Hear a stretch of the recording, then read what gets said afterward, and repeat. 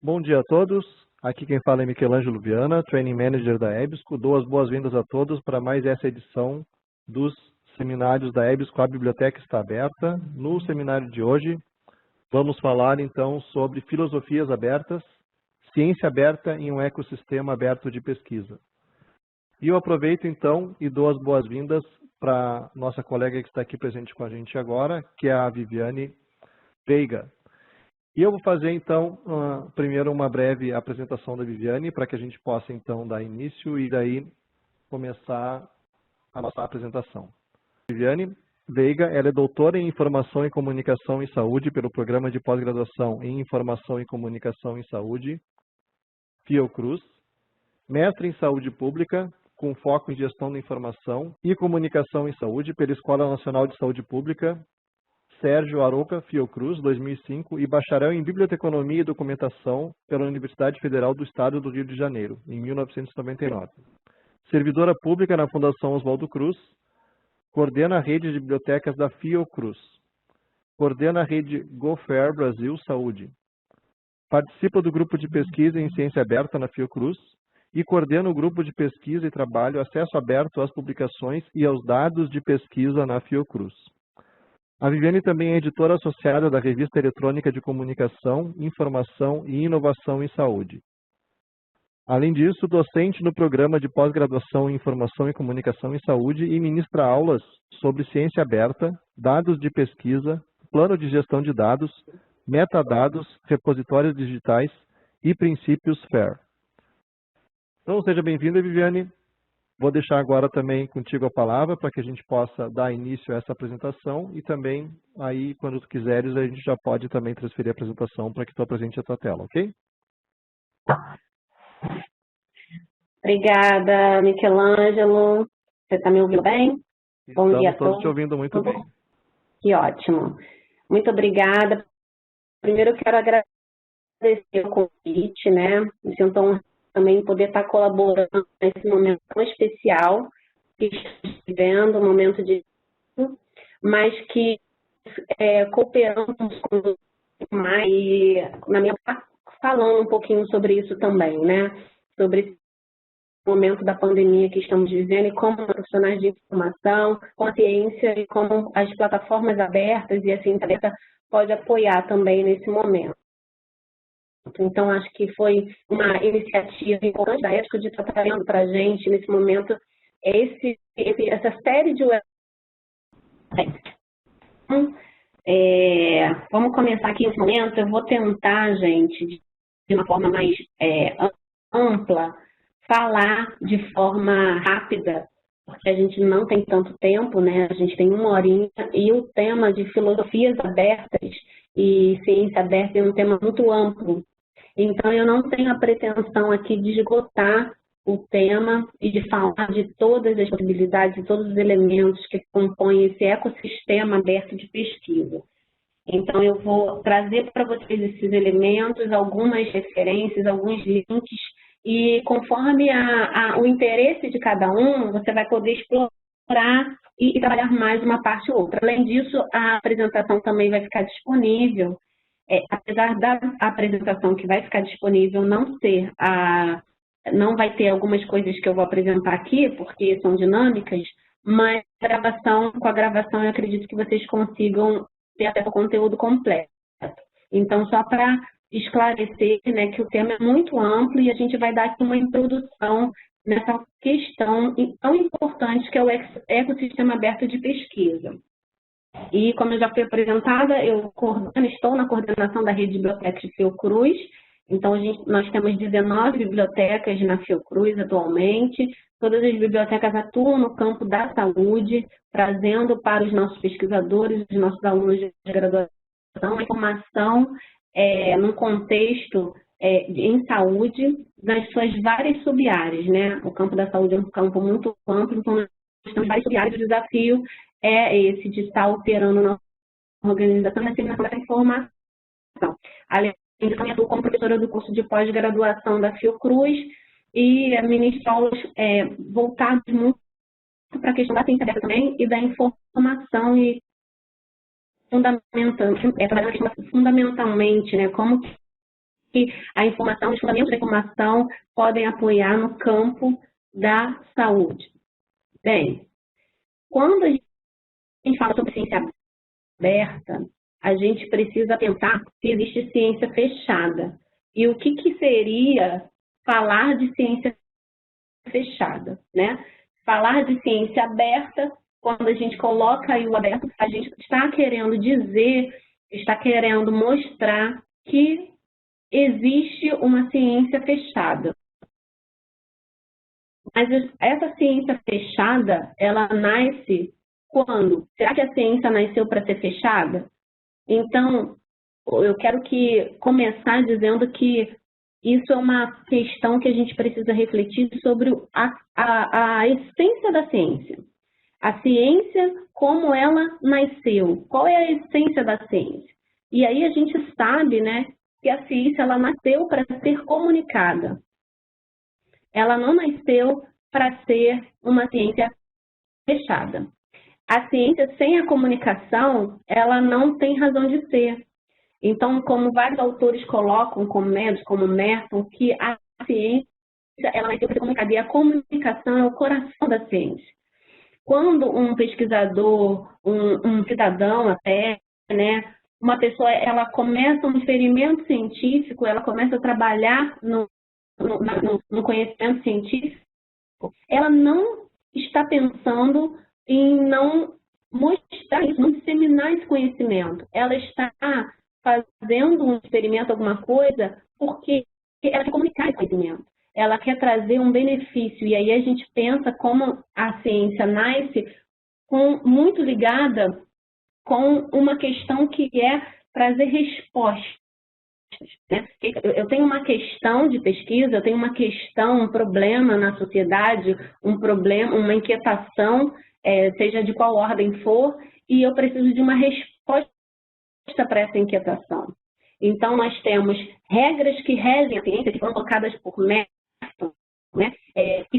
Que são consideradas do ethos científico. Então, a gente vê um universalismo que traz uma abordagem sobre a aceitação e rejeição de uma argumentação, ela deve ser independente de atributos pessoais ou sociais do autor. O que isso está querendo dizer? Como a ciência ela deve trabalhar de tal forma que ela esteja aberta, né? E aí o aberto vem de novo no primeiro ethos do científico, né? Ela vem aberta, ela vem com uma questão que você não pode ter um atributo pessoal ou social de um autor, daquela pessoa que está trazendo esse conhecimento científico, ele não deve ser considerado como para rejeitar uma aceitação. Então, o universalismo traz muito forte para o ethos da ciência. O comunismo ou comunalismo, que antes era comunismo, depois Merton mudou para comunalismo para não confundir com outros entendimentos, né, do comunismo, mas ele está querendo falar do bem comum, né, que o conhecimento e que a ciência, ela trabalha para um bem comum e ela é fruto da colaboração social.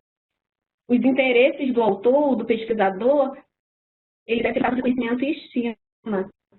Então, quando você pensa que o pesquisador ele precisa ter, dentro dele, né, a motivação dele é ser o bem comum, né, trabalhar para a sua descoberta científica para a comunidade, a gente está falando também de um pilar da ciência aberta. O desinteresse também, que é o único objetivo da ciência, é a ampliação do conhecimento, e o ceticismo organizado, que é toda argumentação precisa ser submetida à verificação e comprovação antes de ser aceitada. E aí a gente tem outros, depois que foram sendo incorporados, né, nessas regras que regem a ciência por outros autores, né, como originalidade, humildade, imparcialidade, independência, neutralidade emocional. Mas a gente tem as contras-regras também, que eu nem vou falar aqui porque não é o foco, mas eu achei importante trazer o ethos científico e regras preconizadas por Merton, mas a gente sabe que todos esses daí, para cada um deles, tem as contra-regras, tá? Então, nós tivemos autor que pegou para o universalismo, foi colocando o outro, o comunismo também. Por exemplo, eu falei isso em outras apresentações, mas aqui eu não vou falar. Eu acho que cabe a gente saber que existe, claro, as contradições, né? Mas a importância da gente entender o que é preconizado para a ciência, né? E aí eu trago essa fala, né? internacional sobre o que é ciência aberta, para a gente refletir um pouquinho e pensar, gente, ciência aberta simplesmente é uma ciência feita da forma correta. Então, não é algo que a gente tem que pensar assim, nossa, mas olha, ciência aberta, que coisa linda e maravilhosa. Não deveria ser, pelo menos, né? Porque a ciência, ela nasceu para ser aberta. A ciência nasceu, e a gente vai mais para frente. A ciência aberta é simplesmente essa ciência feita da forma correta. E o que preconiza isso? Como eu falei para vocês, a ciência nasce para trazer uma questão. Está aparecendo alguma coisa aqui na minha tela, eu não sei se está aparecendo para vocês. Uma anotação de conteúdo. O que eu faço aí, Michelangelo? Por favor, sempre clica em recusar. Isso, clique em recusar. Eu gostaria de pedir também que ninguém clique nessa opção, porque atrapalha a apresentação, ok? Obrigado. Tá ótimo. Então, aqui, então, direitos humanos. A ciência aberta, ela nasce com uma questão muito forte do direito do cidadão, dos direitos da sociedade sobre o conhecimento científico. E também, um outro fator super importante para a ciência aberta, que é a justiça social, né? A gente sabe quanto que nós precisamos trabalhar em prol da justiça social. E hoje, no momento que nós vivemos da pandemia do novo coronavírus, nós percebemos o quanto que a ciência aberta pode apoiar, né? Eu diria poderia, porque se começássemos o trabalho antes, mas estamos começando agora, né, de forma mais ampliada, e aí ela ainda pode ajudar na questão dos direitos humanos e na justiça social. A ciência aberta, ela é um modo de fazer ciência de forma colaborativa e aberta. O caderno de laboratórios, dados de pesquisa, o processo de construção da pesquisa, incluindo métodos e ferramentas, e seus resultados são disponibilizados diretamente para reuso e reprodução.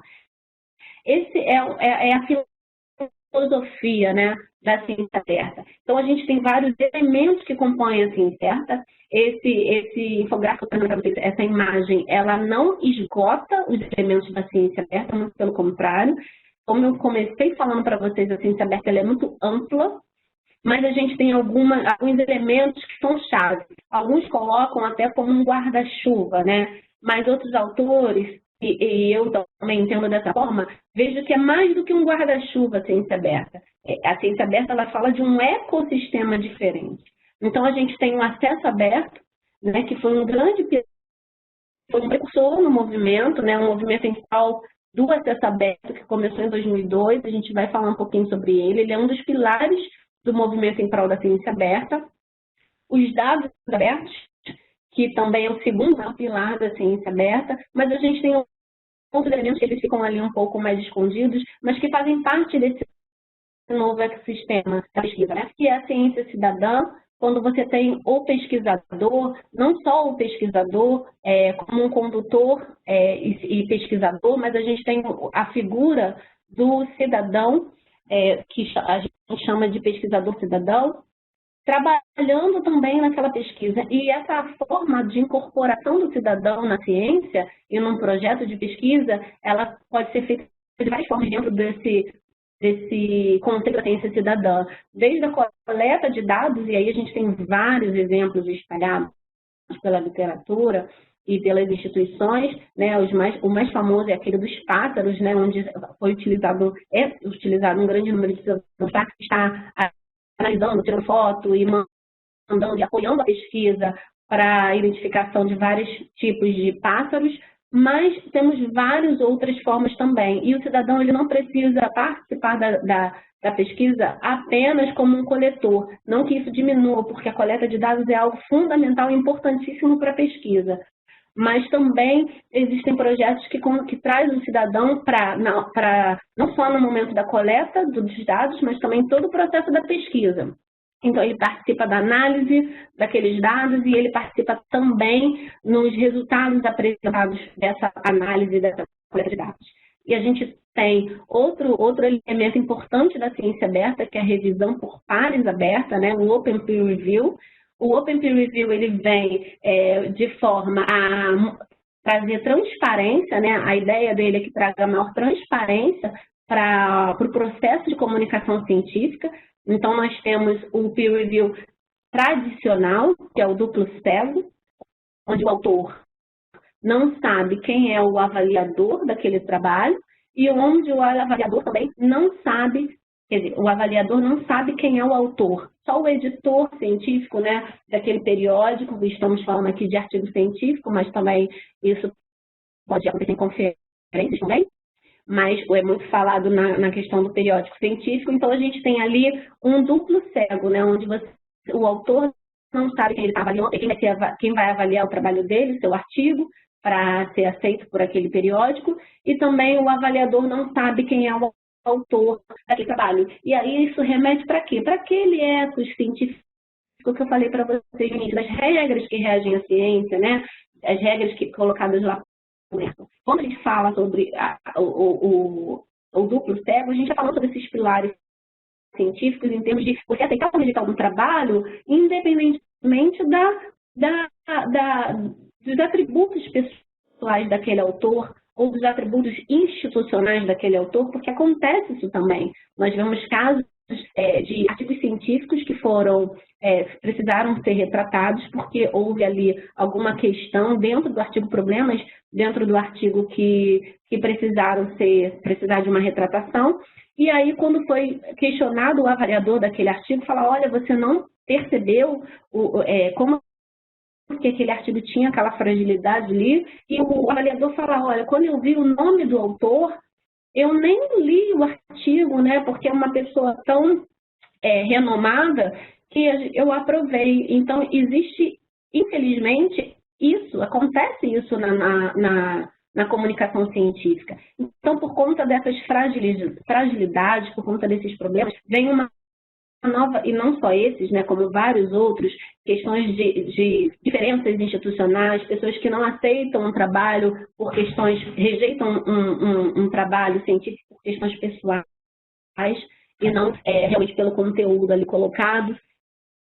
E aí vem esse movimento do Open Peer Review, que é o quê? O autor, ele sabe quem vai ser o avaliador dele, ele vai receber o nome de quem está avaliando o trabalho, e o avaliador também sabe o nome do autor. Então, essa avaliação fica aberta entre os dois. E aí, o Open Peer Review tem vários formatos também. Então, tem esse que eu acabei de falar, que o autor e o avaliador, eles não têm os seus nomes secretos, eles têm os nomes reconhecidos, né? Eles vão saber quem está sendo avaliado e quem avalia. Mas, além disso, tem um Open ainda mais aberto, que seria quando toda a comunidade científica e qualquer pessoa poderia ter acesso a essa informação. E os próprios comentários, né, a própria avaliação, o que o avaliador falou daquele trabalho, quando ele aceitou, quando ele rejeitou, fica visível para todos. Então, esse é um outro formato que é bem menos utilizado, né, quem trabalha com Open Peer Review atualmente trabalha com um modelo que eu falei primeiramente, que o autor sabe quem é o avaliador e o avaliador sabe quem é o autor, mas isso fica entre eles, né? Não fica aberto ao público. Mas existem também iniciativas desse Open mais aberto ainda, quando isso fica publicado normalmente na página do próprio periódico e todos podem ter acesso à avaliação. E outro ainda mais aberto ainda dentro do Open Peer Review, que seria aquele onde a comunidade científica toda pode avaliar aquele trabalho. E aí existem várias iniciativas nesse movimento, inclusive agora na pandemia, os preprints, né, que são aqueles artigos que ainda não foram avaliados pelos pares, mas que, por conta da pandemia, estão abertos, não só pela pandemia, tá, gente? Os pré-prints existem já há bastante tempo e podem ser utilizados com várias plataformas, a gente não vai poder discorrer muito sobre isso.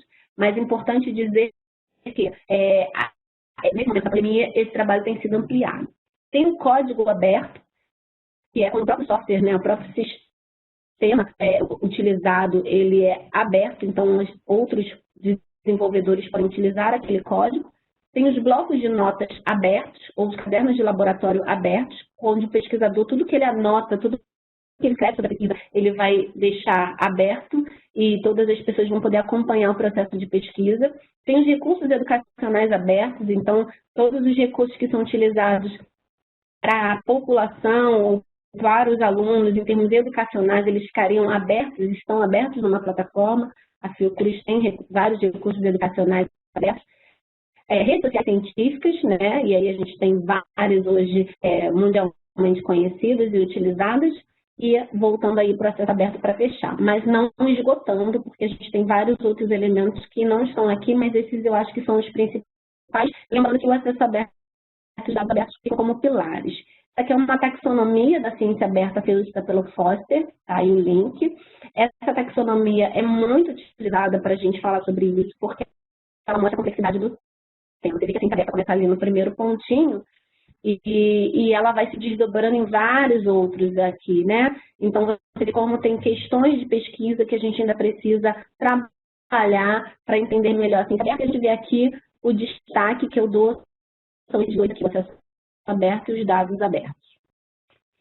Quando a gente fala do ecossistema da ciência aberta, não tem só aqueles elementos, mas tem todo um trabalho político, cultural, que precisa ser feito com o pesquisador, com a instituição e trabalhando na sociedade também. Então, a gente vê a questão cultural importante, a gente vê a questão de trabalhar o financiamento público da pesquisa, o acesso aberto a essa publicação e os dados.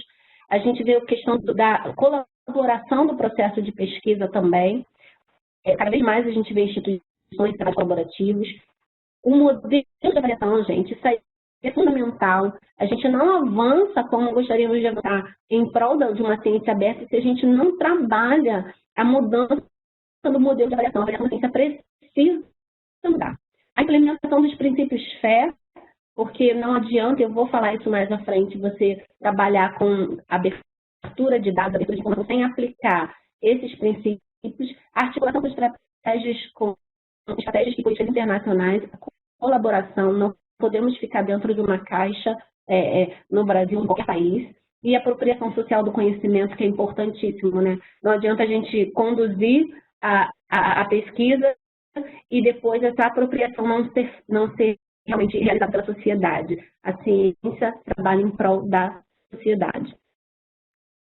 Então, aqui são o início da comunicação científica. A gente sabe, em Atenas, na Grécia, os pesquisadores eles ficavam filosofando, né, como alguns falam, conversando, trocando experiências sobre suas descobertas científicas. Então, isso era quando a gente fala em aberto, é engraçado, né, e eu gosto de ressaltar isso, essa ciência aberta, muitas das vezes, é ciência aberta entre os pares, porque não vamos ser hipócritas de dizer que eu vou pegar um artigo super técnico sobre a própria pandemia, né, ou sobre o genoma do vírus, do SARS, e aí eu vou abrir e toda a população vai poder se apropriar desse conhecimento. Claro que não. Então, é uma ciência que se abre, num primeiro momento, para os seus pares, e isso já é muita coisa. Até que a gente consiga chegar depois para uma tradução, para uma versão, para que a gente consiga levar e disseminar esse conhecimento para a sociedade de várias formas, não só numa leitura, mas de se apropriar do próprio produto, né, que pode vir a ser produzido a partir da ciência.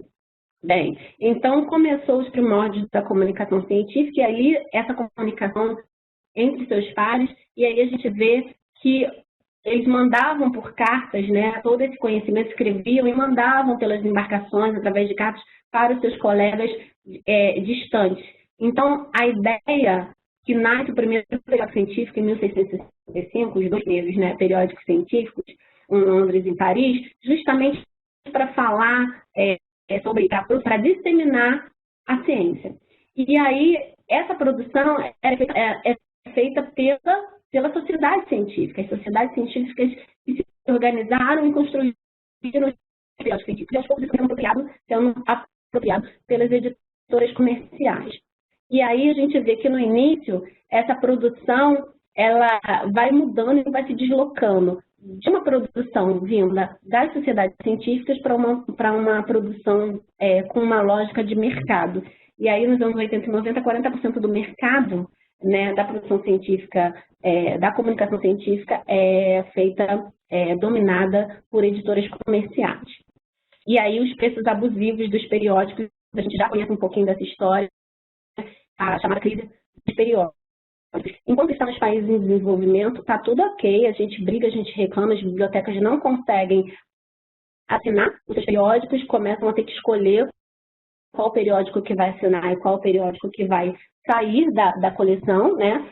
Um que vai manter a coleção, a assinatura, e outro que vai sair, mas quando isso chega principalmente nos Estados Unidos, na biblioteca de Harvard, o negócio começa a ficar sério, e aí eles começam a se organizar para tentar quebrar essa lógica do alto lucro dos editores comerciais e do bloqueio, né, de acesso à comunicação científica. Só para vocês entenderem, esse slide fala um pouquinho desse trabalho que é feito. Então, um cientista, pesquisador, sem ser pago por nada, ele produz e submete a publicação. Por exemplo, a gente escreve um artigo e vai submeter por um periódico. Outro cientista também que não recebe nada, né, ele vai avaliar esse conteúdo. E um outro cientista, que é o responsável editorial pela publicação, que geralmente também não é pago, vai trabalhar na responsabilidade de ver qual vai ser o parecerista, qual vai ser o avaliador daquele trabalho. Todo mundo, todos os pesquisadores trabalharam de graça em prol do quê? Do desenvolvimento científico. E no final, a indústria comercial que vai disponibilizar esse documento, né, esse artigo científico. E aí você acha que toda a comunidade que participou ativamente vai poder agora ter acesso à produção, à geração e trabalhar em prol daquele conhecimento, vai poder ter acesso àquele conhecimento? Não, isso não acontece. É necessário pagar pela assinatura da revista para ter acesso ao artigo. Existem políticas de copyright altamente restritivas. Existe um controle e restrição da divulgação científica. A gente tem poucos grandes editores, né? Na época que eu fiz até esse slide eram 5, agora bem menos, editores internacionais que controlam o mercado. Países, instituições e pesquisadores que têm uma restrição financeira, eles acabam sem ter acesso a esse conhecimento. Eu vou contar para vocês que uma vez eu entrevistei uma pesquisadora num projeto de pesquisa que eu estava participando, e ela falou que ela é editora da PLOS, né, de uma revista científica internacional, e ela queria ter acesso a um artigo na PLOS, e ela falou, pois será que eu vou... Ela queria ter acesso a um artigo? Não, ela queria publicar naquele periódico, e ela falou que então, você poderia ter um desconto, porque agora você paga para poder submeter o artigo. E ela não tinha desconto. E ela trabalha de graça para a PLOS, fazendo a avaliação de vários artigos numa sessão específica. Então, você vê como isso é minimamente estranho, né? Todo mundo trabalha de forma gratuita, mas depois você não tem acesso a uma publicação porque você precisa pagar para ter acesso àquele artigo científico. Simplesmente não faz sentido. E a comunidade científica começou a perceber isso, começou a buscar alternativas, né? E aí, o que fazer? Eu trago uma frase de descarte. Se você for lá no Google acadêmico, você vai ver que a frase aparece lá embaixo no Google acadêmico, né? Que ele, uma carta que ele mandou para Robert, ele escreve que se eu enxerguei mais longe, né, se eu descobri alguma coisa, foi porque me apoiei sobre os ombros de gigantes. É importante a gente entender que ninguém cria nada do zero atualmente. A gente apoia num conhecimento dado, num conhecimento que já foi estabelecido, para que a gente possa alcançar. Então, você vai escrever um artigo, você vai precisar ler algum material sobre isso. Mesmo que você não leia nada, que você vá para uma ilha, existe um conhecimento, existem artefatos que você utiliza da sociedade, do ambiente, de pessoas que você já ouviu, que já está dentro de você, que você incorporou na sua vida. Então, a gente se apoia num conhecimento alheio, no conhecimento de outras pessoas, para que a gente possa avançar um pouquinho mais. E é isso que ele está falando, e é isso que acontece na produção científica. Então, por que você deixar restrito o conhecimento? Então, o Movimento Internacional do Acesso Aberto, ele visa promover o processo livre de literatura científica e acadêmica, favorecendo o aumento do impacto do trabalho desenvolvido pelos pesquisadores e instituições, contribuindo também para a reforma do sistema de comunicação científica. Então, ele não começa em 2002, como muitas pessoas falam. Muito antes disso, a gente tem vários antecedentes, né, vários fatos vários avanços tecnológicos que proporcionaram, né, propiciaram que nós tivéssemos a Declaração de Budapeste em 2002. Então, a gente tem o site Seal, o Archive, em 91, a gente tem a proposta subversiva importantíssima de Stephen Harnad, de 1994, que sacudiu a comunidade científica. Não vou poder falar, infelizmente, sobre isso, mas é super interessante você buscar. Ele fala sobre o autoarquivamento até chegar em 2002 na Declaração de Budapeste, né? Então, essa é a mais conhecida. Logo depois vem a Declaração de Berlim, em 2003. E, segundo Leite, ele fala que esse acesso aberto, acesso livre, significa uma disponibilização livre pública na internet, de forma a permitir a qualquer usuário a leitura, download, cópia, distribuição, impressão, busca ou criação de links textos completos dos artigos, bem como capturá-los para indexação e utilizá-los para qualquer outro propósito legal. Então, a ideia é maximizar esse acesso à pesquisa e contribuir para o impacto dessas pesquisas, né? Como resultado, tem um aumento da produtividade, progresso e recompensas para a comunidade científica e acadêmica. Bem, aqui eu deixei um link, eu estou com um vídeo aqui dentro, mas eu não vou colocar, porque eu acho que a gente vai gastar um tempinho, mas eu deixo aqui esse link, quem tiver acesso depois vai poder ver. É um vídeo interessante, realizado pelo grupo lá de Portugal, falando sobre o poder da cabeça, dando um exemplo na prática, né? Bem, quando a declaração de Budapeste... Pode colocar também esse link quando a gente compartilhar o certificado, daí eu divulgo junto. O pessoal pode assistir. Ótimo. Tá ótimo. Beleza, Michelangelo. Esse aqui é um pedacinho da Declaração de Budapeste original, tá? Onde ela apresenta duas estratégias para a gente alcançar o acesso aberto à produção. E ver que lá em cima, eu vou falar sobre isso depois, mas aqui eu estou mostrando essa parte que fala sobre a produção de periódicos científicos, né? Tá, então, a primeira estratégia é o autoarquivamento e a segunda estratégia eles chamam de periódicos de acesso aberto. Então, a gente tem duas vias fundamentais, né, que são dos pilares do acesso aberto. A via verde, que fala dos repositórios, que fala do autoarquivamento. Vocês viram que o nome lá é autoarquivamento, nem quando coloca lá como primeira estratégia. E nem é repositório. Depois ele fala de repositório dentro, mas ele fala logo do autoarquivamento, que a ideia é o pesquisador colocando a sua produção científica no repositório. E a segunda, que é a via dourada, que fala do periódico de acesso aberto. Hoje, infelizmente, a via dourada ela está dividida, né? Ela tem várias subdivisões. Alguns colocam mais vias aí, tá? Tem alguns autores que falam da via, além da verde, dourada, fala do acesso aberto bronze, diamante e outros.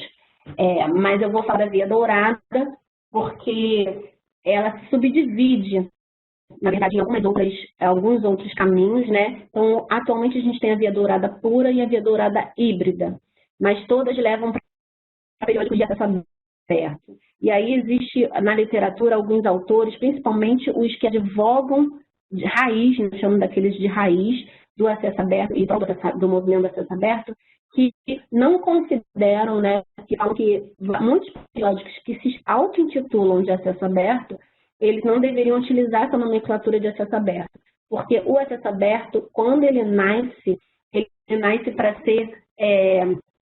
para acabar com a barreira ao conhecimento. E aí, então, naquele momento a gente tinha uma barreira onde? Uma barreira para o leitor. O leitor tinha que assinar, ou o leitor ou a instituição dele tinha que assinar o periódico para poder ter acesso. E aí, essa barreira cai, quando a gente fala de acesso aberto, mas aí os editores começam a colocar uma barreira na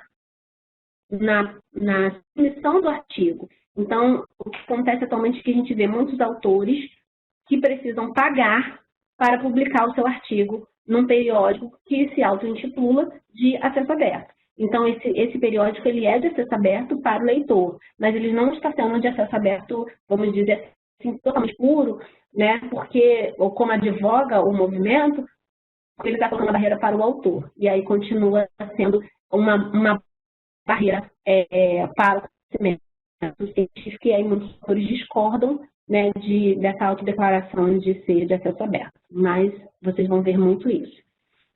Então, a via dourada pura A gente tem sem taxa, sem barreira financeira, então não tem, e aí eu não estou, quando eu falo de dourada, por favor, vocês entendam que eu não estou falando mais de pagamento para o autor. Se é acesso aberto, não tem pagamento, o autor não paga nada para ter acesso, tá? Mas, infelizmente, houve esse modelo de negócio, né, que foi colocado das APCs, que são das taxas de processamento, e aí agora os autores, em alguns momentos, têm que pagar.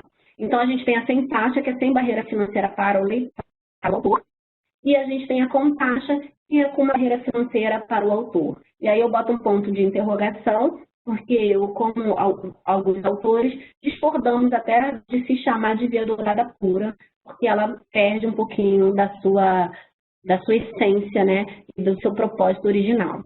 E a via dourada híbrida, que é quando no mesmo periódico coabitam periódicos de acesso aberto e acesso fechado.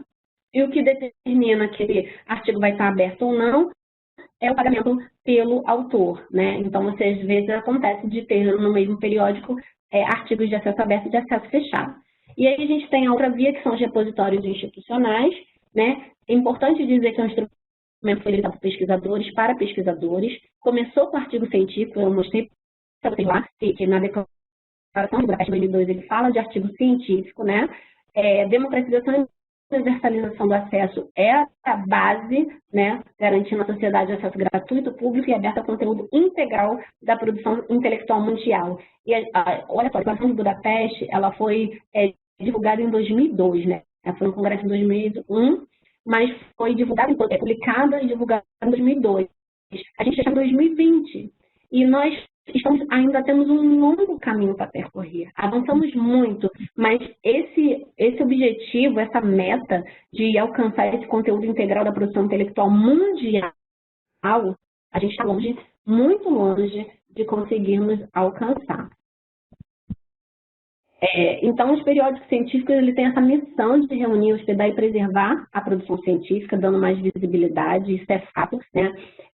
Então, além dos artigos que começou com artigos, a gente tem outras tipologias que entram para os repositórios, como teses de dissertações, relatórios de pesquisas, recursos educacionais e dados de pesquisa, mas lembrem-se, o ouro, né, ele nasce para abrir a produção de artigo, por conta da crise dos periódicos. Então, às vezes, a gente tem repositórios de teses e dissertações, e aí a gente tem que se perguntar se o nome realmente deveria ser repositório, porque o objetivo, quando ele nasce, é para a produção de artigos e a produção intelectual como um todo, né? Mas tem um carro-chefe aí, tem a crise do periódico, tem a questão do pagamento para ter acesso à produção científica. Então, o que é essencial dentro de um repositório? São os artigos, né? Opcional, tese, já pode ter artigos não, os pré-prints, monografias, e não aplicável seriam livros pelos quais o autor tem algum tipo de receita, né? E aí, os repositórios vêm com apoio para fazer com que essa produção científica tenha maior visibilidade, porém, o que a gente vê é que muitos pesquisadores não estão interessados, né? E aí, por mais que você mostre para ele uma facilidade, como uma roda para ele carregar aquele peso ali, para ele ampliar e disseminar a sua produção, ele está falando, não, eu não tenho tempo, eu estou muito ocupado. Então, o que será que acontece? Por que será que ele não consegue olhar para a roda, entender que é uma roda, que pode apoiar e pode ajudá-lo a disseminar a sua produção científica? E aí, o Stephen Hasman, que é aquele que eu falei para vocês da proposta subversiva, que foi 20 anos, mais de 20 anos atrás, né? Ele escreveu 20 anos depois que o principal fator contra a Via Verde é que os autores não autarquivam espontaneamente, como o Publica ou Pereça. O acesso aberto pela Via Verde depende de políticas mandatórias das instituições e agências de fomento. E isso é uma realidade. Nós estamos vivendo, vivemos há muito tempo e continuamos a viver a necessidade, muitas das vezes, de obrigar o pesquisador a colocar, a arquivar a sua produção num repositório, né? E aí a gente fica pensando por quê? Porque o autor tem preguiça, o pesquisador tem preguiça? Não. A gente vê que existem vários, um emaranhado de problemas, um emaranhado de barreiras que são colocadas para o pesquisador, até ao momento que ele consiga, de fato, divulgar e compartilhar essa produção científica. Barreiras dessas que a gente depois vai ver que muitas delas são mitos, né? E outras que são reais. Por exemplo, a gente percebe que a avaliação da ciência, a avaliação global, mas eu estou aqui para falar do Brasil, porque ela é um impeditivo atual, né? Ela causa uma barreira no compartilhamento dessa produção científica.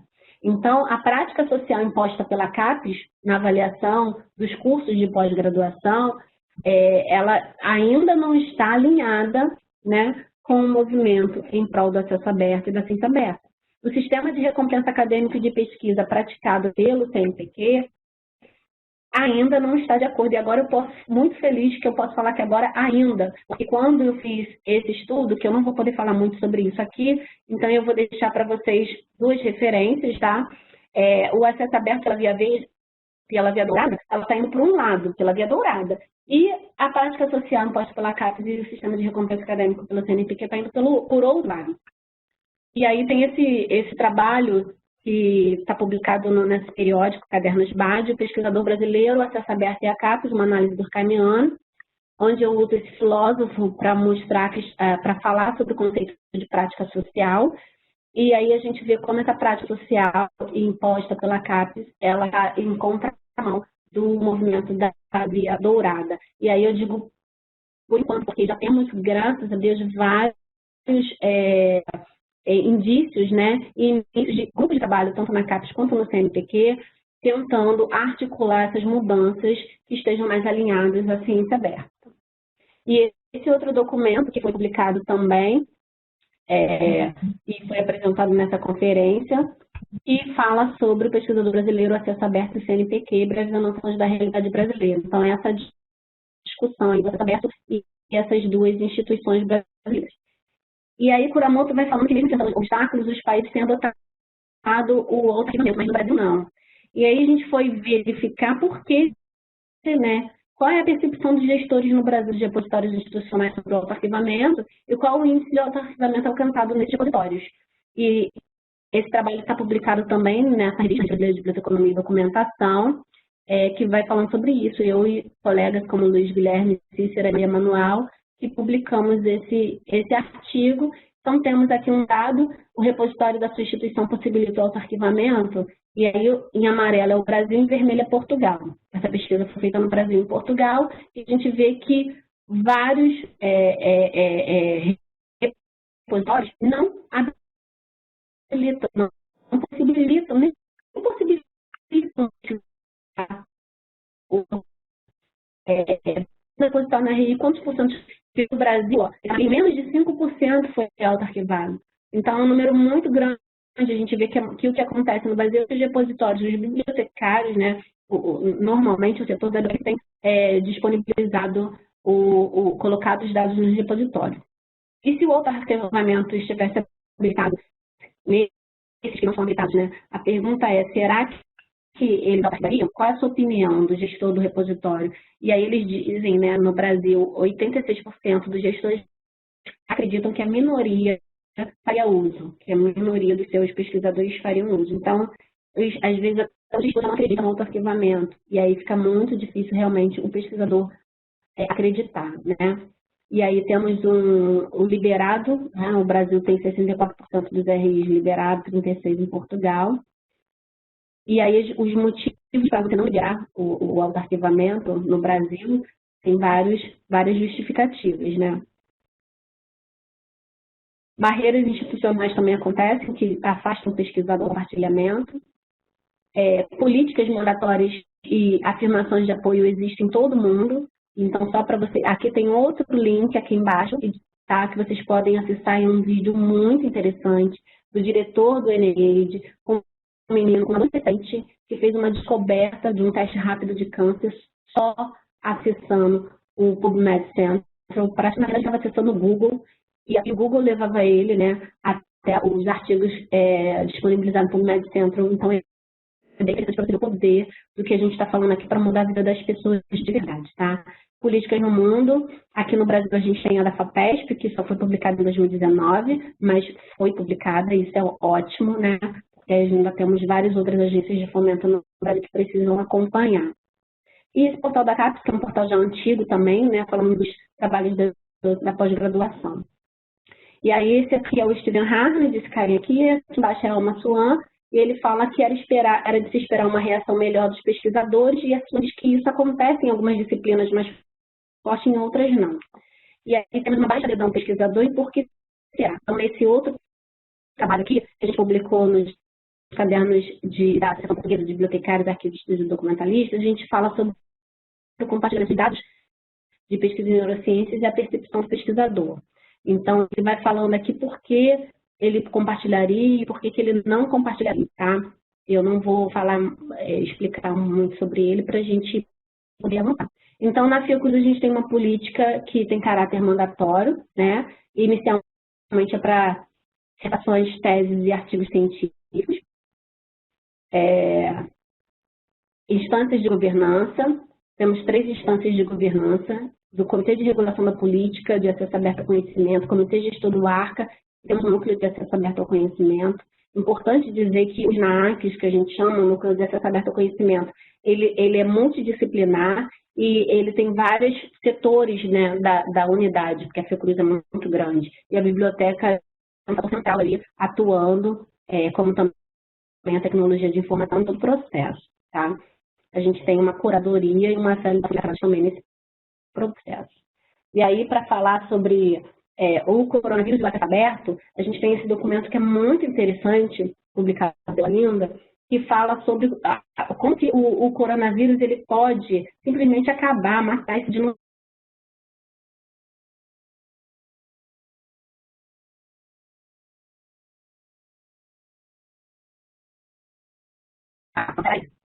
Só esse, né? Isso. Tá. Beleza. Então, vamos lá. Aqui são editores que abriram os seus artigos sobre a Covid-19. Várias editoras fizeram isso, né? Estão vendo aqui a Taylor, a Springer, a Science, New England, então, Emerald, várias editoras, Elsevier, Cambridge, colocaram e disponibilizaram todo o seu conteúdo em acesso aberto. Então, aqui na Fiocruz a gente tem uma plataforma, né, que foi feito junto com o grupo da EBSCO, documentos de disponibilização. Então, acho que é muito interessante que vocês podem acessar. Eu acho que eu nem coloquei o link aqui. E um pilar que são os dados de pesquisa abertos, tá? Então, a gente tem vários paradigmas da ciência que nós passamos e hoje a gente está na exploração de dados, né? A gente sabe que existe o Big Data e a gente tem os pequenos dados, né? A gente tem a Small Science e a Big Science e a gente precisa trabalhar com esses dados, principalmente da teia longa da ciência. E esse dado de pesquisa é o quê? É um dado que é utilizado com a finalidade de pesquisa. Então, às vezes, o dado não nasce nem na pesquisa, mas se ele é incorporado e utilizado para pesquisa, ele se torna um dado de pesquisa. O que vai fazer com que ele seja um dado de pesquisa é a finalidade. E aí, falando de dado de pesquisa e o coronavírus, a gente vê que existe importante a gente ver como a ciência aberta ela pode interromper, ela pode parar uma epidemia, uma pandemia. Se a gente conseguisse trabalhar, se nós já tivéssemos esse caminho feito anteriormente, com certeza nós teríamos respostas muito mais rápidas para dar para a sociedade nesse momento. Mas estamos trabalhando para isso e está sendo feito um esforço muito grande, todos os envolvidos na questão dos dados de pesquisa e na ciência aberta, para que a gente possa apoiar. Inclusive,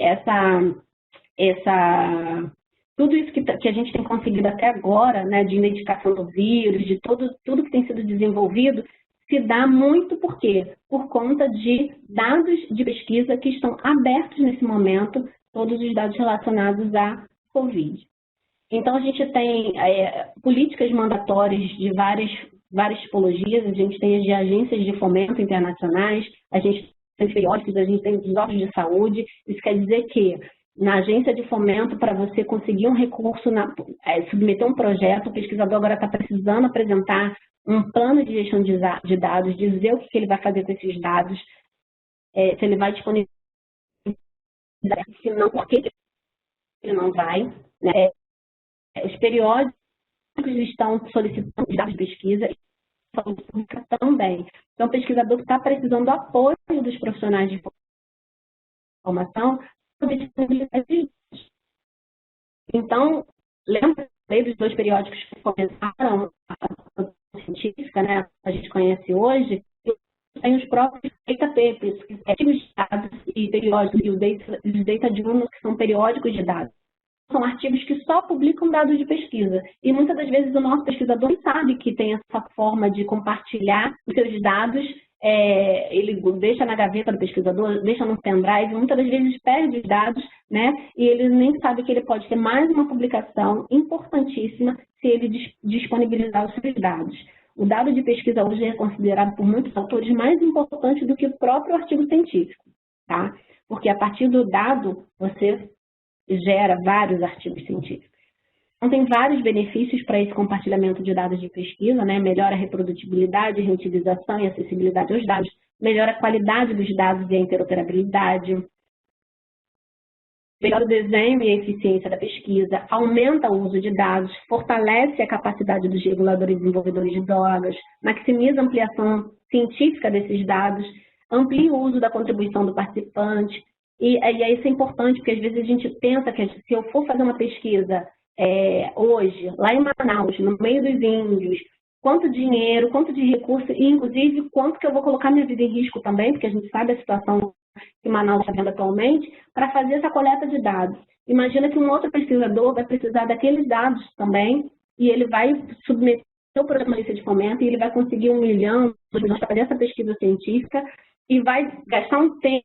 Então, é tempo, recurso e pessoas que vão responder nessa coleta de dados que poderiam ser poupados, né, se esses dados primeiros que foram coletados estivessem abertos. Outro pesquisador poderia vir numa plataforma, acessar esses dados, reutilizar esses dados e, claro, dar todos os créditos para o coletor dos dados e citar esses dados como acontece atualmente. Então, o conjunto de dados, igual o artigo científico recebe um DOI, o dado de pesquisa também, quando é compartilhado numa plataforma confiável, como o Zenodo, como o Figshare e outros repositórios que existem, ele vai receber um DOI identificado existente e ele vai poder ser citado. E tem o SiteSeer, tem várias plataformas, desculpa, SiteSeer não, data sites, que é só para citação de dados, tem um formato para você citar esses dados e sim poder utilizar esses dados na sua pesquisa. E, além disso, amplia a visibilidade da pesquisa. Tem estudos da PLOS que mostram que o compartilhamento dos dados de pesquisa ele foi associado a um 19% nas citações. Isso é muita coisa, independentemente do fator de impacto, do periódico, data de publicação e país de origem do autor. Então, para o compartilhamento de dados, você tem vários formatos. Eu falei do data paper, que são artigos de dados. Tem repositórios, que são plataformas de dados. Aí aqui tem um exemplo do Dataverse, mas também tem vários outros aí disponíveis, né, e são genéricos para várias áreas do conhecimento, como Figshare, Zenodo, Drive. E tem as publicações ampliadas, onde os dados já estão dentro do próprio artigo, e aí um modelo utilizado, a PLOS utiliza publicações ampliadas. Esse aqui é um outro vídeo que é muito interessante, mas infelizmente não vai dar tempo da gente apresentar, né? É um vídeo que mostra na vida real, apesar de ser mas mostra a dinâmica de realmente como a gente não consegue, como é importante fazer uma boa gestão dos dados e quais são os perigos e problemas que você pode ter se você não fizer essa gestão e está em linha. A Royal Society, ela recomenda que as revistas científicas implementem progressivamente o compartilhamento de dados de pesquisa como requisito da publicação. Então, gente, isso está começando, mais ou menos começando, já tem tempo, desde 2012 que está essa recomendação da Society. Em Portugal, não, na Europa, já está sendo colocado que o compartilhamento de dados não vai ser facultativo, vai ser a regra, né? Então, para você publicar um artigo, você vai ter que disponibilizar os seus dados numa plataforma e vai ter que fazer a gestão disso. E quem vai apoiar esse pesquisador, eu creio que somos nós, como conhecido lá fora, profissional de informação, que está atuando. Até 2020, que agora, né, que já estamos, que o compartilhamento de dados de pesquisa é padrão para pesquisa científica. Então, a gente tem vários desafios. Eu coloco como o primeiro desafio esse do FAIR. A gente vê vários dados sendo compartilhados atualmente, sim, mas quando você vai abrir, não dá para entender o que está ali.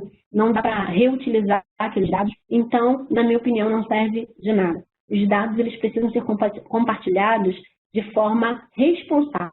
E para isso tem que ser feita uma boa gestão desses dados desde o início, não é só no final. Esses dados precisam ser geridos de forma FAIR. E FAIR é um acrônimo, né, para Findable, Accessible, Interoperable e Reusable, que é para encontrável, acessível, interoperável e reutilizável. E aí esses princípios, eles têm alguns antecedentes. Teve um encontro da comunidade científica internacional com vários setores da sociedade que publicaram esse documento em 2014. E aí a FARC 11, que é uma comunidade importantíssima internacional, ela publica esses princípios FAIR e depois no Scientific Data também publicado os princípios FAIR. E quais são os princípios, tá? Eu gostaria de ter mais tempo para explicá-los. Tem que ser uma aula só para falar do FAIR, mas o localizável, ele fala, é a primeira linha na horizontal, que fala do identificador persistente, metadado enriquecido, repositório de dados, identificador em metadados, né, que tem um ID nos metadados, o acessível, que fala sobre o protocolo de comunicação, protocolos abertos, autenticação quando necessário, e tracos de metadados sempre visíveis, lembrando que o FAIR não quer dizer aberto, tá? Então, esse aberto pode ser o aberto de metadados, e aí você tem uma autenticação para acessar todos esses dados, todo o conjunto de dados, né? Mas a importância de estarem acessíveis, e pelo menos os metadados disponíveis. Hoje a gente não tem, na maioria das vezes os dados a gente nem sabe que existem, a gente não tem como localizar, e a gente não tem como acessar esses metadados. Interoperável, né? E reutilizável. Então, a gente tem uma equipe, um GT, que eu vou falar mais à frente, que está trabalhando principalmente na questão dos metadados e ontologias alinhados aos princípios FAIR para dados de pesquisa em saúde. Aqui eu explico um pouquinho mais de princípios FAIR, tá? Detalhando cada letrinha. Então, aqui esse desenho mostra a diferença entre o FAIR e a abertura, tá? Não necessariamente a gente está falando de abertura. E eu digo que os princípios FAIR, eles dão um jump, dão um salto para os dados. Eles derrubam uma lacuna importante para realmente esses dados serem reutilizáveis. E aí a biblioteca, né, qual o papel do bibliotecário na gestão desses dados de pesquisa? São enormes os papéis. E aí tem vários documentos internacionais, como esse da IFLA, que fala sobre a importância dos bibliotecários de dados. Tem esse documento da IFLA que fala que as bibliotecários estão passando por um período de intensa mudança, tem um papel relevante na gestão dos dados de pesquisa. A LIB, né, que é essa associação dos bibliotecários também na Europa, ele fala sobre o bibliotecário ser um cara de dados, né? E a LIBER também fala sobre os princípios FAIR e o papel das bibliotecas, como a biblioteca pode apoiar a sua instituição, o seu pesquisador, a estar alinhada a esses princípios FAIR. E ela também coloca 10 recomendações para as bibliotecárias começarem a gestão de dados de pesquisa, né? Então, é importante a gente oferecer suporte à gestão de dados, é importante a gente se envolver no desenvolvimento de padrões e metadados, é importante a gente criar posts de bibliotecários de dados, participar ativamente do desenvolvimento das políticas.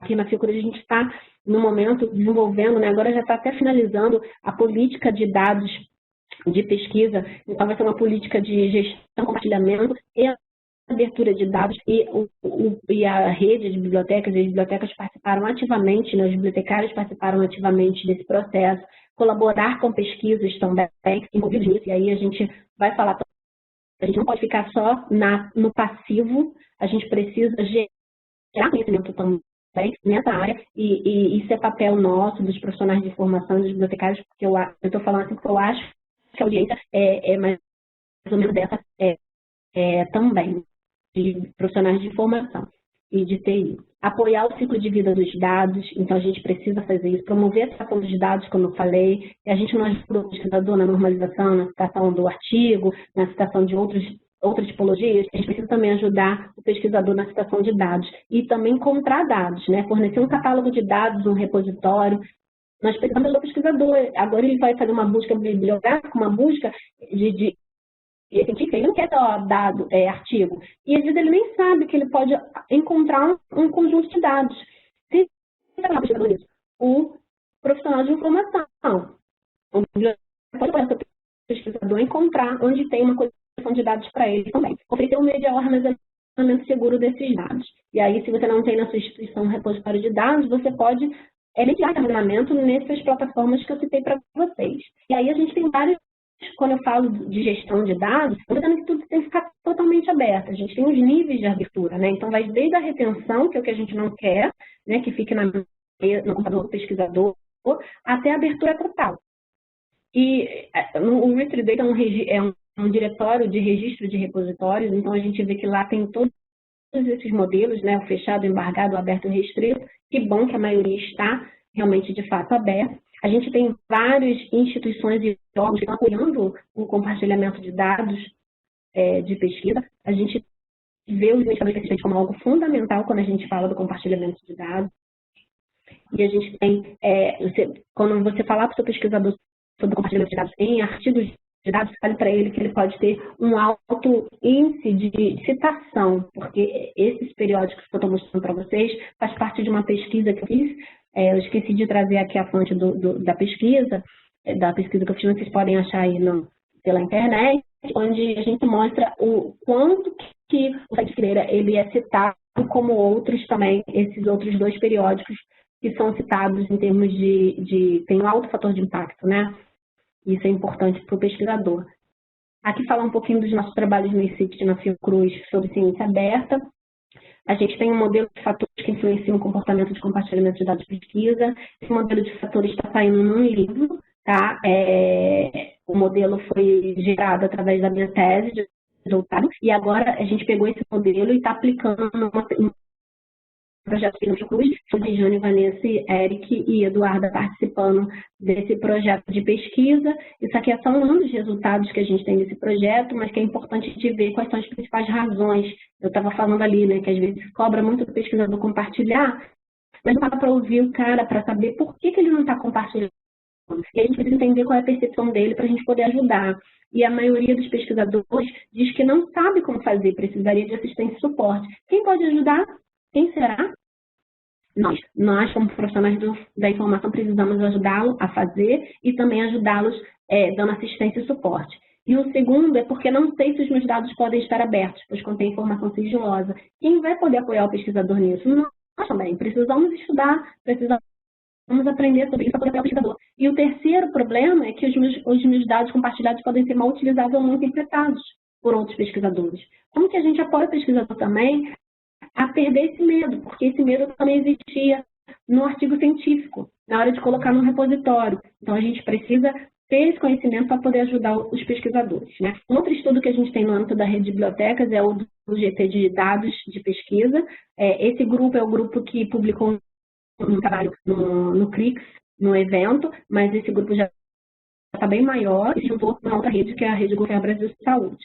Mas naquele momento nós analisamos essas plataformas. Foram várias plataformas de compartilhamento de dados de pesquisa e fizemos uma análise de TI e uma análise dos metadados. Essa que eu estou apresentando para vocês é a tabela da análise dos metadados dessas plataformas. Além disso, a gente trabalha em rede, né? Então, a gente participa da Rede GoFair, uma iniciativa internacional para apoiar a gestão de dados de pesquisa em 3 princípios. Ela tem esses 3 pilares, o Change, o Build e GoTrain. Foi criado no Brasil, é o GoFair Brasil, e foi criado uma rede dentro do GoFair Brasil para Saúde, que é o GoFair Brasil Saúde, e a gente coordena, a Fiocruz coordena essa rede. E aí tem um manifesto da rede, essas instituições que assinaram, mas está aberto, várias outras pessoas que quiserem participar da rede podem entrar em contato comigo, e a sua instituição vai participar dessa rede, tá? E aí tem um manifesto. Além disso, a gente também trabalha numa disciplina de acesso aberta, então que está a turma a gente trabalha na capacitação. Esse aqui é o plano de gestão de dados, é uma proposta que a gente fez para a Fiocruz.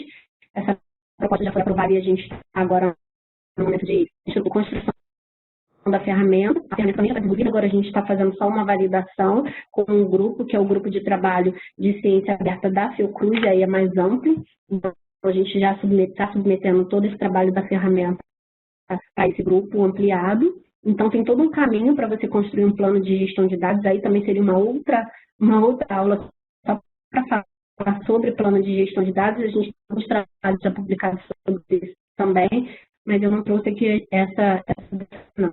mas também está dito acesso aberto. A Fiocruz, ela disponibilizou através da vice-presidência esses 2 documentos, tem vários outros, eu acho que esses 2 são os mais importantes, o livro verde, ciência aberta e dados abertos, e esse outro de marcos legais nacionais e internacionais, para dados em saúde. A Fiocruz também disponibilizou um curso modular de ciência aberta, que tem 6 módulos disponíveis agora, a gente contribui com alguns desses módulos também. A rede de bibliotecas, como eu falei lá no início, ela criou essa plataforma integrada com o Covid-19, aí está o link. Você pode acessar mais de 20 mil. Quando a gente fez essa publicação, isso aqui é uma publicação do Face, tinham 14 mil, mais de 14 mil, agora está mais de 20 mil. Então, esse é um trabalho das bibliotecas da Fiocruz para apoiar os pesquisadores no enfrentamento da pandemia. Aí agora já tem mais de 20 mil. E a importância de um ecossistema aberto para conter a pandemia, né? Então, a gente tem aqui a Nature, que publica agora, essa semana, né, dia 24 de abril, que a ciência aberta, ela assume mesmo, né, ela pega o coronavírus, a pandemia, e pode dar resposta, de fato, para o tratamento da pandemia. Então, a gente não está falando, porque às vezes quando a gente fala de ciência, parece uma coisa tão longe da nossa realidade, então eu quis trazer exemplos tão atuais para a gente, aqui, falando da pandemia, para a gente ver como o nosso trabalho é super importante, como o compartilhamento de dados é super importante para o enfrentamento da pandemia.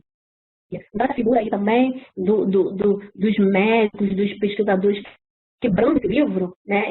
Na verdade, está quebrando esse cadeado, isso que está fechando, que está lacrando esse conhecimento, a importância da gente realmente trabalhar, termos profissionais de informação que advoguem sobre a abertura desses dados de pesquisa, desse conhecimento da literatura, para que os profissionais que precisam e a sociedade como realmente acesso. E aí eu trouxe esse desenho aqui do Suárez, né, que foi desenvolvido por uma impressora 3D, e que está nesse documento aqui, que vocês podem acessar da Nature, e está falando de várias outras iniciativas, eu só trouxe essa para ilustrar, dos quadros nasais. Por quê? Porque tinha acesso aberto a esse conhecimento. Então, essa tecnologia estava aberta. No momento da gente repensar tudo, a gente repensar a propriedade intelectual, a gente repensar a patente.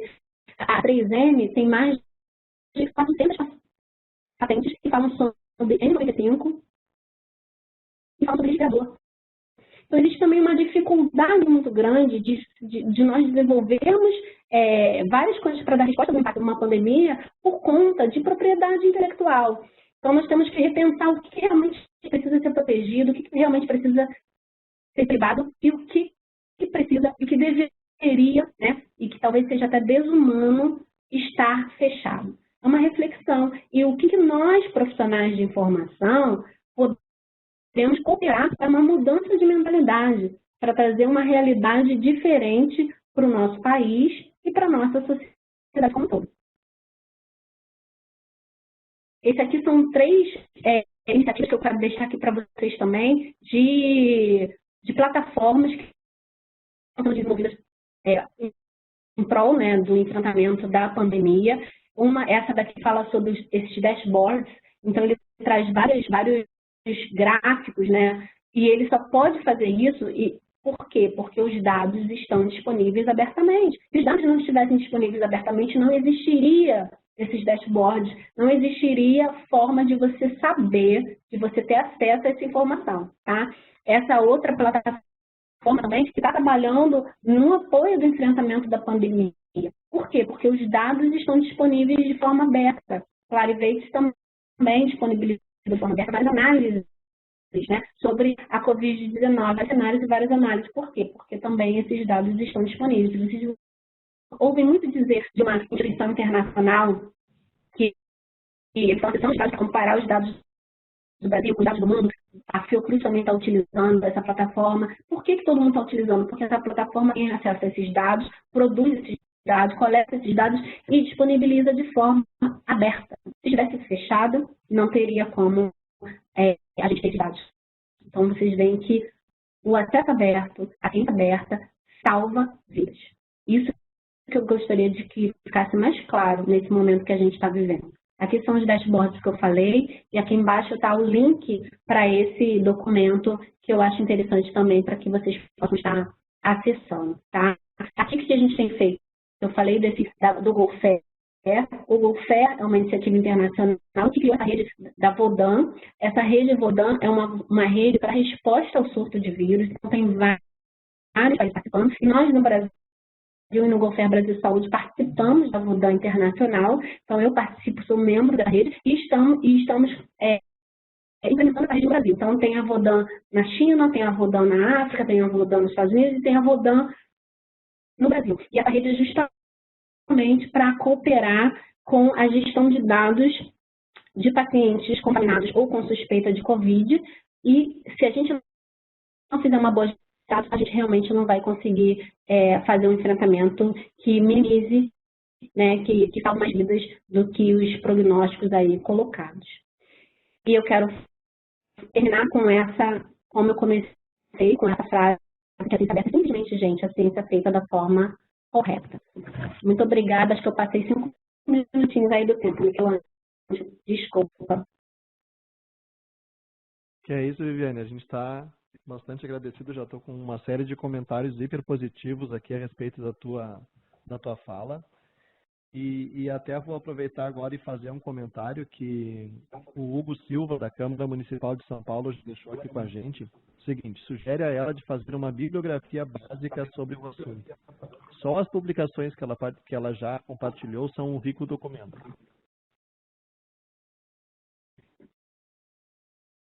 Ótimo, obrigada. Vou fazer sim. Ótima ideia. Além disso, a própria Marilce Silva também comentou: bom dia, bibliotecário profissional imprescindível junto. Obrigado por proporcionar conteúdos e informações importantes.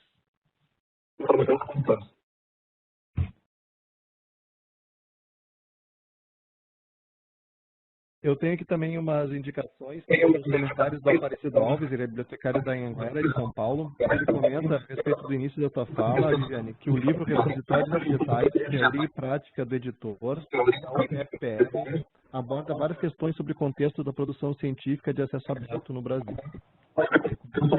Que fala também das questões de acesso aberto. E fala também que é vital a democratização do acesso gratuito a todas as bases científicas, para que sejam feitas mais produções. Conhecimento gera conhecimento. E ele aproveita e faz uma pergunta: existe algum trabalho para que as instituições de ensino particular tenham alguma política para a criação dos repositórios digitais? Cortou um pouquinho, Michelangelo. Se existe algum estudo da iniciativa privada? Existe algum trabalho que demonstre que as instituições de ensino particular têm alguma política para a criação dos repositórios digitais? Olha, eu não conheço, eu desconheço algum estudo que fale sobre isso, mas existem, sim, instituições particulares que estão trabalhando em prol da elaboração e desenvolvimento de repositórios. Mas um estudo mesmo, não. Pelo menos eu não conheço. Ok, obrigado. Eu vou perguntar também aqui agora uma pergunta que foi enviada pelo Luciano Pinheiro Fel, ele é bibliotecário da Unirio, no Rio de Janeiro. Se é uma regra inserir artigo no repositório antes de submissão? Não é uma regra. Alguns repositórios estão trabalhando dessa forma. Alguns colocam como uma coleção de pré-print. Então, por exemplo, lá no Fiocruz a gente tem essa coleção. Então, existe a coleção de pré-print que é justamente para esse tipo de conteúdo. Existem os prós e contras, na minha opinião, né? Eu acho que é importante a gente validar, a gente disponibilizar a informação o mais rápido possível, mas a gente tem que tomar cuidado para também não disponibilizar um dado, um artigo que não está realmente validado. Então, uma das plataformas que eu mostrei para vocês é uma que está utilizando pré-prints para Covid, e aí ele deixa bem claro que todos os artigos que estão ali ainda não passaram, né, pelo crivo da avaliação por pares. Então, se tiver bem claro, todo documento, eu sugiro até todas as páginas do documento, né, bem claro que esse documento ainda não foi validado pela comunidade científica, eu acho interessante. Mas se não for fazer dessa forma, eu acho melhor não fazer, não fazer a informação, o que é horrível para mim falar isso, porque eu sou sempre disponibilizar o quanto antes, mas de forma responsável, porque da mesma forma que a gente pode salvar vidas com acesso aberto, se a gente disponibilizar uma informação incorreta, a gente também pode perder uma vida. Então, a gente precisa ter todo o cuidado. Sim, sim.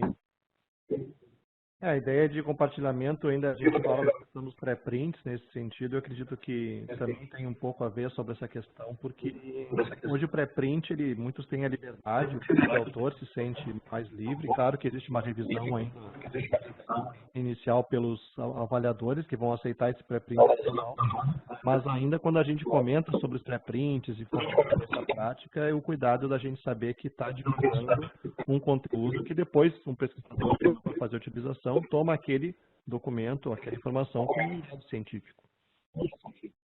Eu acho que é super importante o que você falou, Michelangelo, porque, por exemplo, existem os pré-prints, e aí quando a gente fala de pré-print, também tem várias definições. Tem pessoas que consideram já o pré-print o manuscrito do autor sem nenhuma validação, tem outros que consideram pré-print já o artigo avaliado, mas ainda não disponibilizado com número, volume, bonitinho. Então, assim, na literatura, até quando se fala de pré-print, depende do que a pessoa está falando.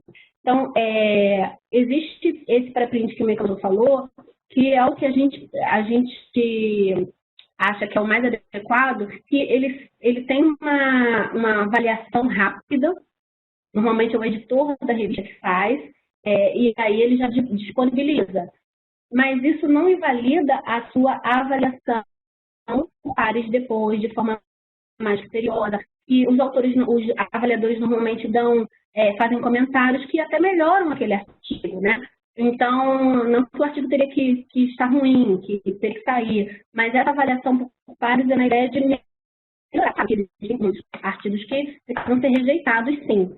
Mas o que eu estou falando é que nesse fato, só de passar por uma validação rápida do editor, ela apoia a dinâmica da comunicação científica, principalmente quando a gente enfrenta um momento como esse de pandemia. Tem um outro documento que eu publiquei no livreto da Beck. A Beck tem 2 livros que tratam do tema do acesso aberto, dos dados abertos. Um deles eu publiquei um capítulo que fala sobre fast tracking. Então, a avaliação rápida também, a disponibilização rápida dos artigos. Então, é bem interessante você ver, na época da Zika, a gente viveu uma abertura muito grande e vários editores começaram a trabalhar nesse formato. E agora, de novo, na Covid, a gente está vivendo. Só que eu acho que esses momentos de abertura e de rapidez não deveriam ser simplesmente em momentos de pandemia. A gente teria que repensar todo o nosso científico.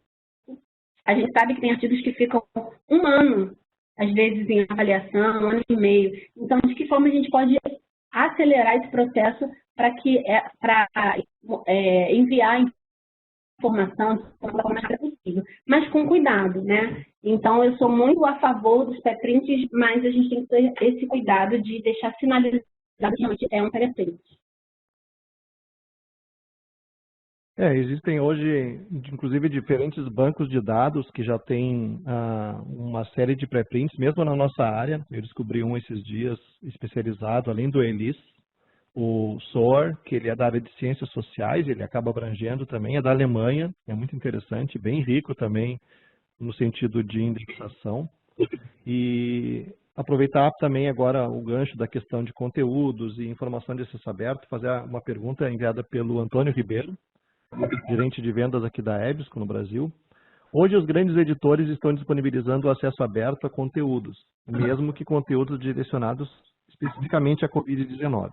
Você acredita que a pandemia irá mudar o cenário e a viabilidade efetiva da ciência aberta? Poxa, Antônio, eu quero acreditar que sim. Eu quero acreditar que sim. Eu coloquei na apresentação um artigo que fala exatamente sobre isso, né?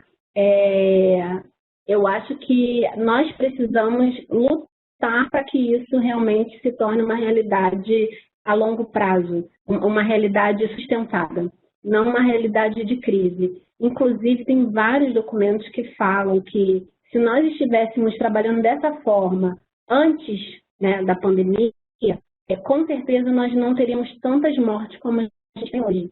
Mas isso porque nós teríamos um conhecimento mais rápido, né?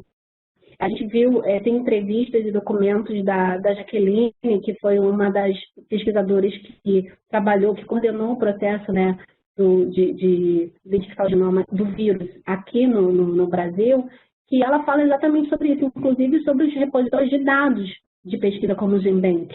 E a dinâmica que mudou, né, nesse processo da pandemia. Então, eu, sinceramente, não acredito que vai mudar, que vai ser sustentada essa abertura.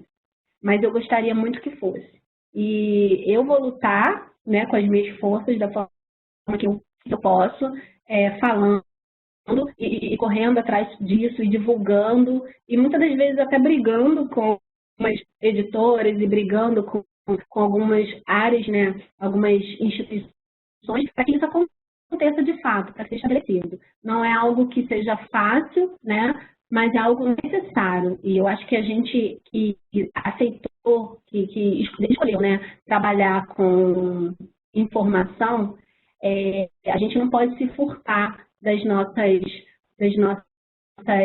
demandas, né? E eu acho que uma delas atualmente é isso. A gente tem muito a contribuir e a gente precisa abrir a boca e falar da importância disso, comecei pesquisador, comecei gestor, e levar e advogar pelo acesso aberto e pela ciência aberta.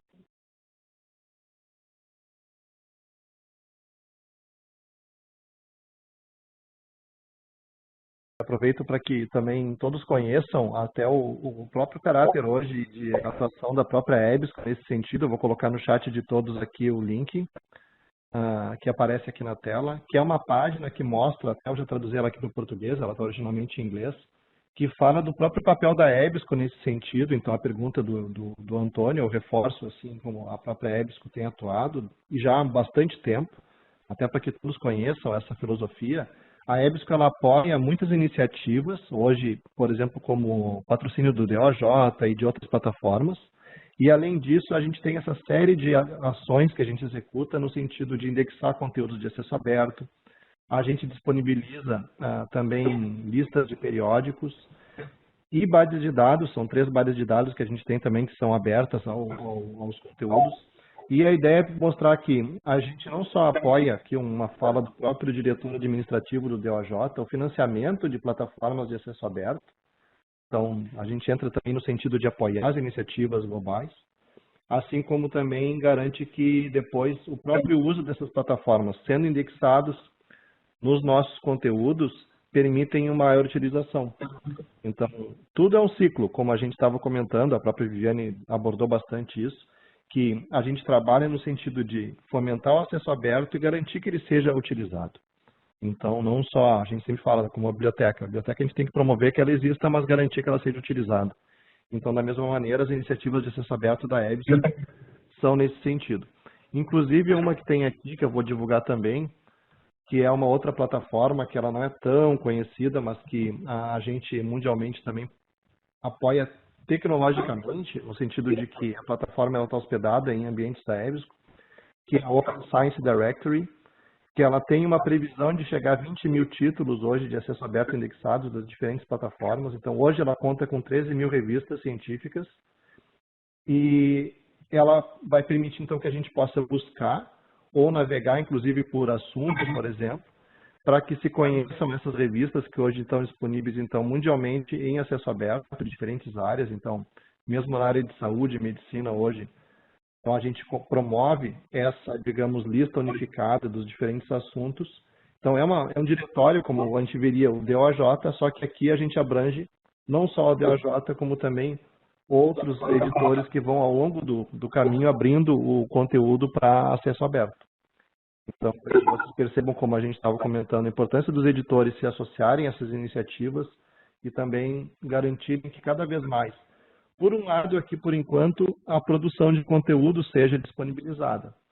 Mas claro que a gente espera que no futuro também os dados de pesquisa sejam disponibilizados de maneira fair, até como a própria Viviane comentou muito bem. Eu não conhecia, assim, admito que é um conhecimento que é ótimo. A gente agora, como bibliotecário, está sempre sob essa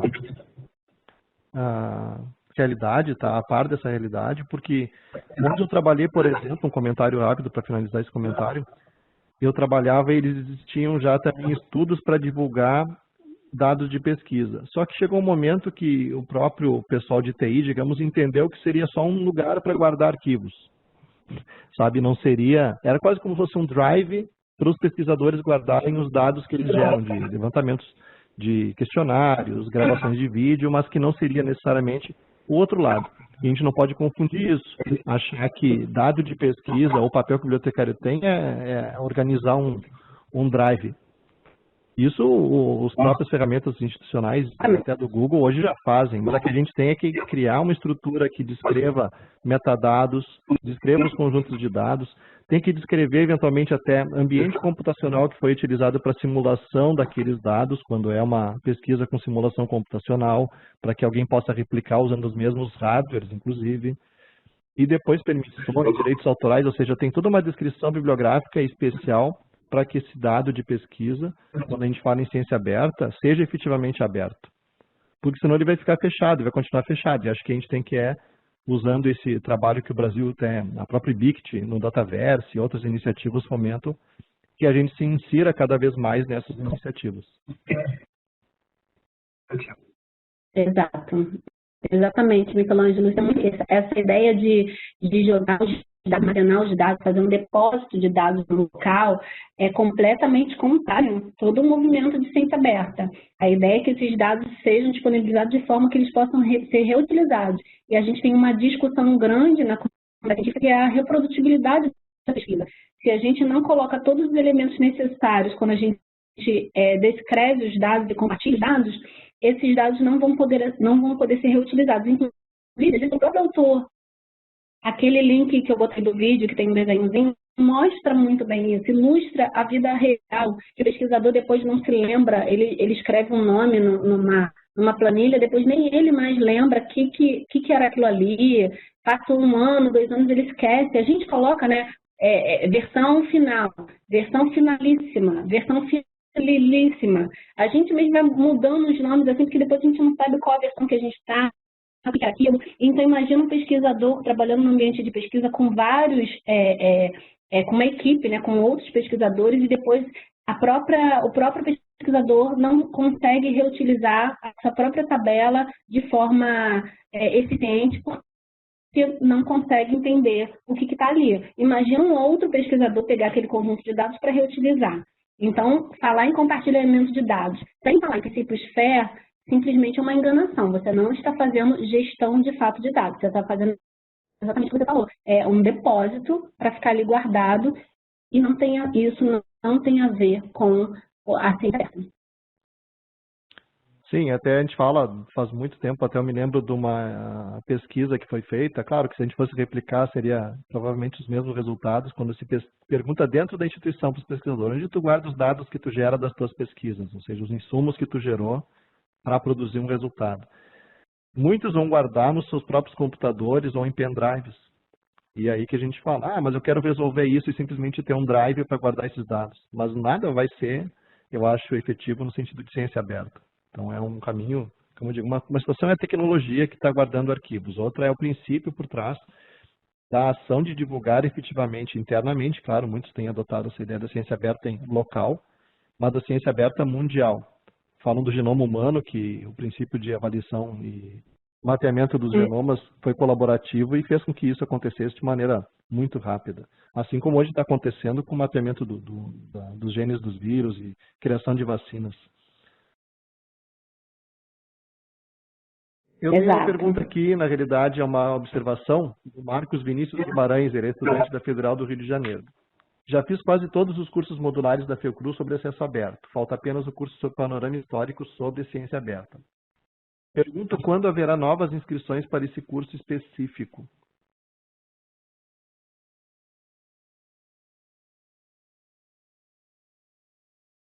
Olha, obrigada por... A gente ainda não tem, eu acredito que talvez por conta até da pandemia, se isso esteja ainda há mais tempo, a Fiocruz está muito com o enfrentamento da pandemia, com todas as unidades e áreas, então eu não tenho como te informar essa data agora no momento, infelizmente. Mas continua acompanhando aí que uma hora vai sair. Até aproveitando também, tem uma outra pergunta relativa ao curso, que é da Lourença Santiago Ribeiro. Qualquer pessoa pode fazer os cursos modulares na Fiocruz, e eu também complemento se tem custo. Sim, qualquer pessoa, ele não tem custo nenhum, é um curso gratuito, né? Muito bom. A ideia é dar uma visão geral, tá? Esse curso, essa iniciativa é uma iniciativa da presidência, da vice-presidência da Fiocruz, que coordenam esse projeto do curso modular, com apoio de uma equipe de uma instituição de Portugal, e não tem custo algum a pessoa se completar o módulo inteiro, né? A provinha, né? Uma parte de teste que tem no final é o certificado, né? Ela vai completar todo o módulo e ela tem um certificado sem custo algum, qualquer pessoa. Muito bom, excelente. Ainda mais agora, nesse momento em que a gente pode... Esse curso é à distância?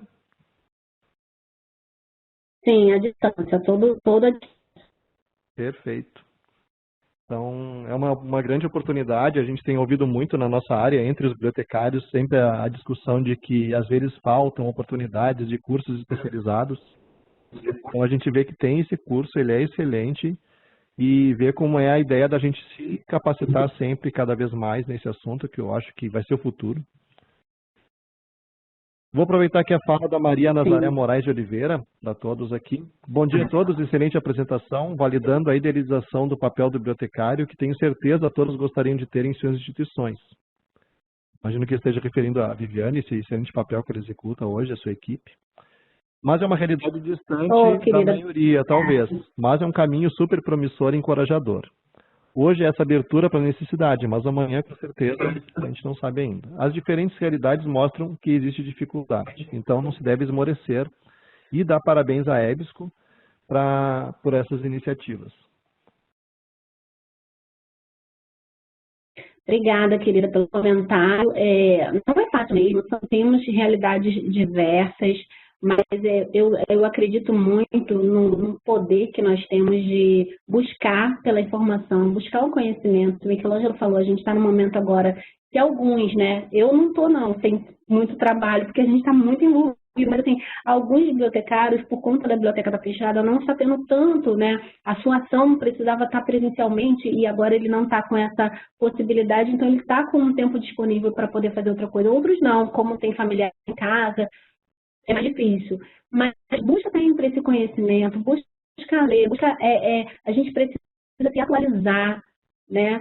E eu acho que a sua instituição, a comunidade científica e a população merece isso, principalmente se nós formos servidores públicos ou trabalharmos numa instituição pública. A gente tem um papel importante para executar para a sociedade. Então, eu acredito que, além disso, é uma responsabilidade também que a gente tem. Quando eu mesmo, também na Unirio, como bibliotecária, não vou falar nada, porque vocês vão me chamar de velha, mas tem muitos anos, mas me deixa muito apaixonada pela área, sabe? A ideia da gente poder mudar a sociedade, a informação muda. E se nós não tivermos essa informação e nos apoderarmos, né, nos apropriarmos desse conhecimento, como que a gente vai ajudar a nossa instituição? Como a gente vai convencer o gestor com uma informação desqualificada, ou uma informação fraca, frágil? Então, eu acho que isso que nós precisamos pensar. A gente precisa pensar em como enfrentar essas barreiras que nós temos, né? Às vezes o gestor não entende nada do assunto, né? Às vezes a instituição não tem um recurso financeiro que nós gostaríamos, mas busca o conhecimento, porque isso ninguém vai tirar de você. E com esse conhecimento, você pode ir quebrando devagar essas barreiras e mostrando a importância desse projeto e a gente trabalhar com filosofias abertas, com plataformas abertas e da ciência aberta como um todo. Ah, que bom, sua página aí do curso modular, muito bom. Isso, eu divulguei o link também, e daí convido a todos a acessarem e também participarem. Acho que é muito importante essa iniciativa. Pessoal, obrigada. Agora também aproveitar, eu vou fazer uma divulgação aqui também da própria EBSCO, a gente então também a ver com a ideia de abertura e acesso, e a gente acredita que essa iniciativa hoje a gente está também apoiando assim como a própria EBSCO tem as suas iniciativas, também acreditando que todos os editores e os profissionais de informação juntos podem apoiar essa ação.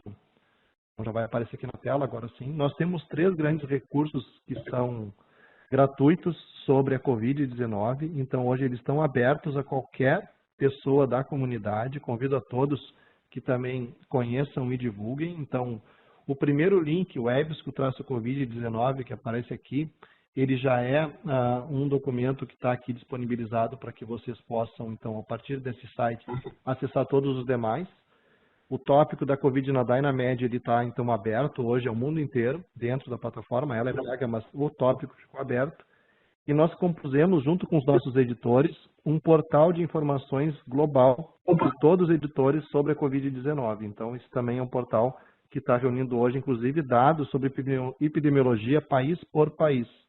Então, se eu quiser saber hoje qual é a situação no Brasil, vai estar indicado lá, inclusive, os principais documentos da Fiocruz, hoje, a respeito dos estudos epidemiológicos aqui no Brasil. Então, a gente pode acompanhar, inclusive, como o Brasil está atuando e a situação no Brasil através deste portal aqui.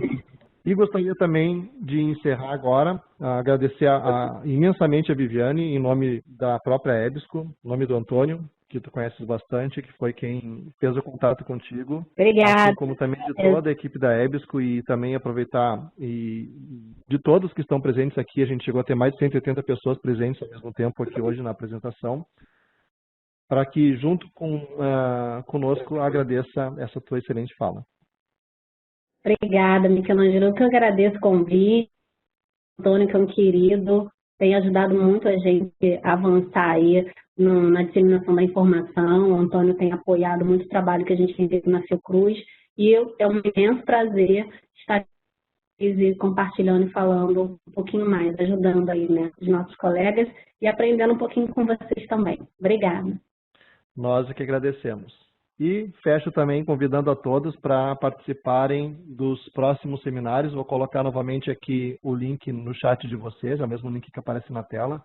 As apresentações que estão sendo feitas estão sendo gravadas e o vídeo delas pode ser assistido, então, depois. Dentro dessa página vai ter, para as que já passaram, os vídeos, e para as seguintes é um link para que vocês possam fazer a inscrição. E aproveito também respondendo ao Paulo Sérgio, todos que estão participando vão receber um certificado de participação com também os slides que a Viviane também apresentou. Agradeço a participação de todos, desejo uma ótima tarde, que está aí chegando agora, e uma maravilhosa semana.